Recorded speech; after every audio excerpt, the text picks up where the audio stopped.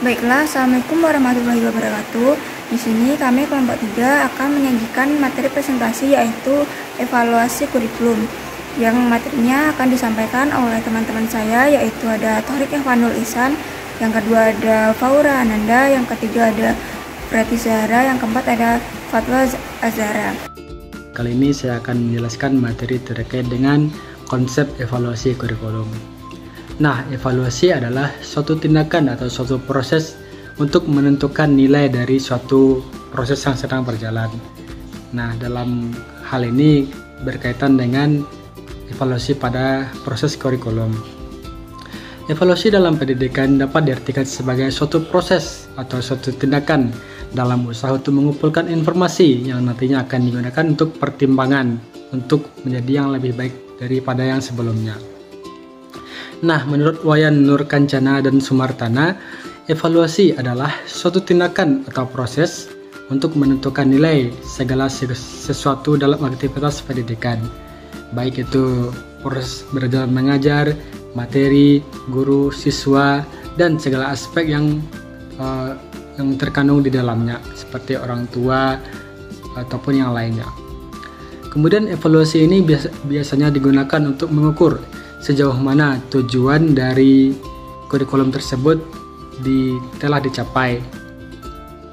Nah, evaluasi ini berguna untuk melakukan perbaikan jikalau ada dalam bagian dari suatu proses tersebut yang bisa diperbaiki, maka dilakukan perbaikan. Nah, menurut Wayan Nurkancana dan Sumartana, evaluasi ini memiliki beberapa fungsi. Yang pertama yaitu untuk mengetahui taraf kesiapan peserta didik dalam menempuh suatu pendidikan. Nah, ini artinya untuk mengetahui apakah peserta didik sudah siap diberikan tugas pendidikan tertentu atau tidak. Kemudian yang kedua yaitu untuk mengetahui seberapa jauh hasil yang telah dicapai oleh peserta didik dalam proses pembelajaran yang telah dilakukan. Yang ketiga yaitu untuk mengetahui apakah suatu mata pelajaran yang diajarkan dapat dilanjutkan dengan bahan yang baru, atau kita harus mengulangi pembelajaran yang telah kita ajarkan sampai peserta didik tersebut bisa. Kemudian yang keempat, untuk mendapatkan bahan-bahan informasi dalam memberikan bimbingan tentang jenis pendidikan atau jenis jabatan yang cocok untuk peserta didik tersebut.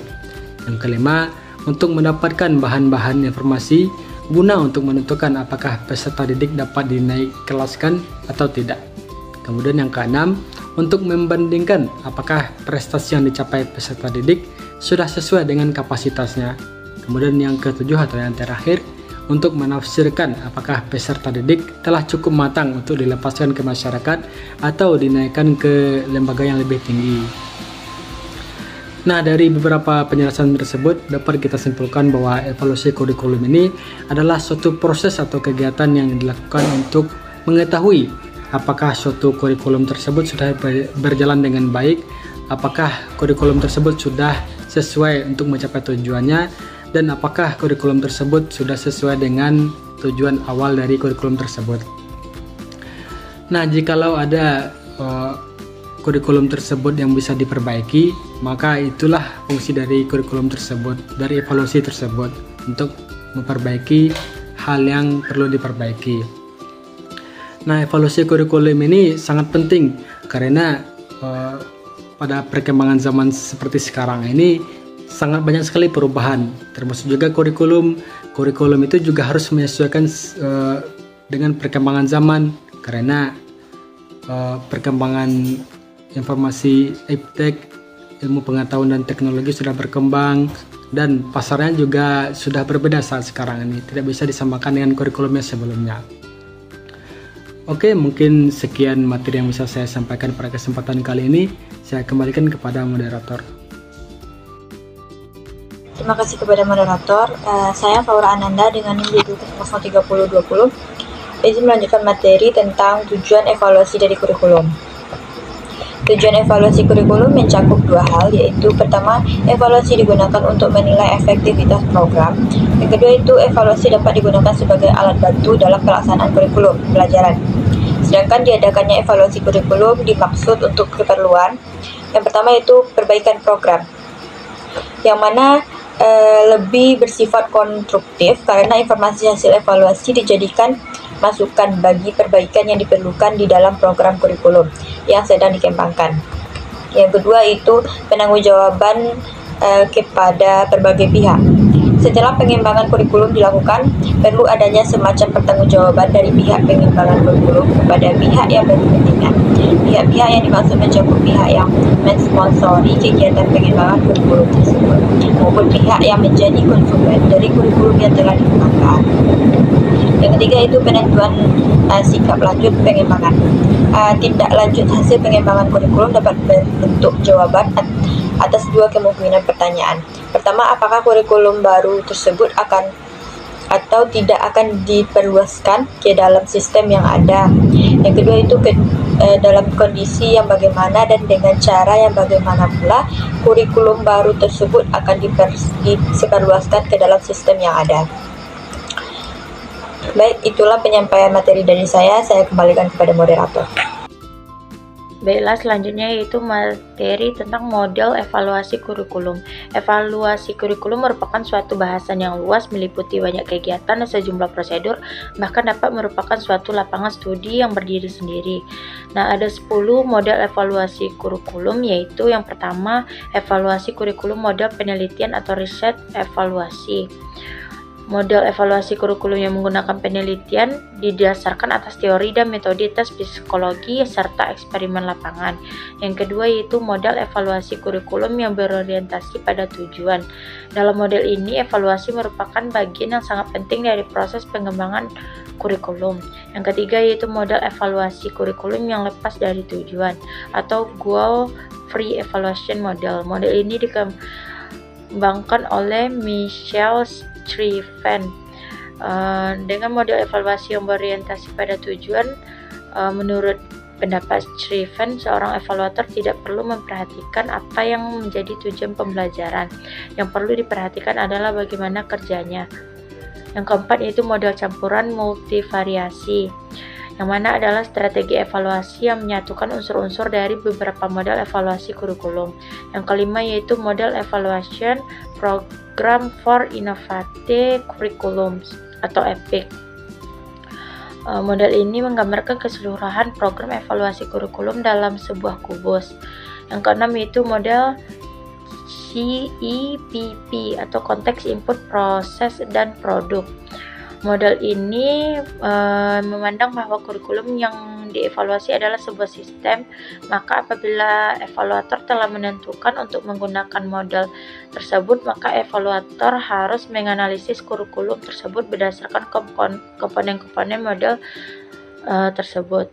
Yang ketujuh yaitu model Ten-Brink, yang mana Ten-Brink mengemukakan adanya 3 tahap evaluasi kurikulum, yaitu tahap persiapan, tahap pengumpulan data melalui 2 langkah, yaitu memperoleh informasi yang diperlukan dan menganalisis dan mencatat informasi, serta tahap penilaian.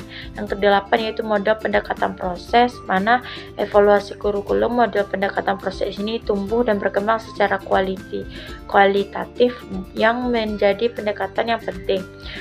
9 model evaluasi kuantitatif, yang mana model ini ditandai oleh ciri yang menonjol dalam penggunaan prosedur kuantitatif untuk mengumpulkan data sebagai konsekuensi penerapan pemikiran paradigma positivisme. Yang terakhir yaitu model evaluasi kualitatif, yang mana ciri khas dari model evaluasi kualitatif adalah selalu menempatkan proses pelaksanaan kurikulum sebagai fokus utama evaluasi, terutama yang berkenaan dengan studi kasus. Untuk materi selanjutnya saya kembalikan kepada moderator.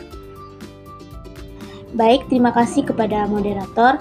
Materi terakhir yaitu mengenai evaluator kurikulum, yang mana evaluator kurikulum dapat diklasifikasikan menjadi 2, yaitu yang pertama evaluator dalam atau internal evaluator, yaitu pelaksanaan evaluasi kurikulum sekaligus berasal dari lembaga yang dievaluasi. Kelebihan evaluator dalam adalah evaluasi menjadi tepat sasaran karena evaluator sangat memahami dan menguasai kurikulum yang akan dievaluasi. Hemat dari segi pendanaan karena lembaga yang dievaluasi tidak perlu mengeluarkan banyak dana untuk membayar evaluator kurikulum. Kelemahan dari evaluator dalam ini yaitu adanya kemungkinan subjektivitas dari evaluator yang hanya akan menyampaikan kepentingan pribadi, kemungkinan adanya sikap tidak cermat evaluasi menurut versi dirinya. Selanjutnya yaitu yang kedua, evaluator luar atau external evaluator, yaitu evaluator yang berasal dan berada di luar lembaga yang akan dievaluasi dan tidak terlibat dalam implementasi kurikulum. Diharapkan evaluator ini mampu bertindak dan mampu bersikap independen karena tidak memiliki kepentingan pribadi. Kelebihan dari evaluator luar adalah lebih objektif dalam melaksanakan evaluasi karena ia tidak berkepentingan mengenai kategori keberhasilan atau kegagalan implementasi kurikulum yang telah berjalan. Apapun hasil yang tidak akan direspon secara emosional oleh evaluator luar karena ia tidak ingin memperlihatkan bahwa kurikulum tersebut berhasil dengan baik. Kelemahan dari evaluator luar antara lain yaitu kurangnya pemahaman terhadap seluk-beluk dan seluruh aspek kurikulum, memungkinkan kesimpulan yang diambil kurang tepat. Pemborosan dana karena pihak pengambilan kebijakan harus mengeluarkan dana yang besar untuk membayar evaluator luar. Mungkin segitu materi yang dapat saya sampaikan. Saya kembalikan kepada moderator. Itu tadi beberapa materi yang telah disampaikan oleh teman-teman saya. Dapat disimpulkan bahwa evaluasi kurikulum merupakan proses penting yang harus dilakukan secara objektif dan berkelanjutan, yang tujuannya untuk memastikan kurikulum berjalan sesuai dengan tujuan serta menjadi dasar dalam melakukan perbaikan agar lebih efektif dan relevan dengan kebutuhan pendidikan. Terima kasih. Wassalamualaikum warahmatullahi wabarakatuh.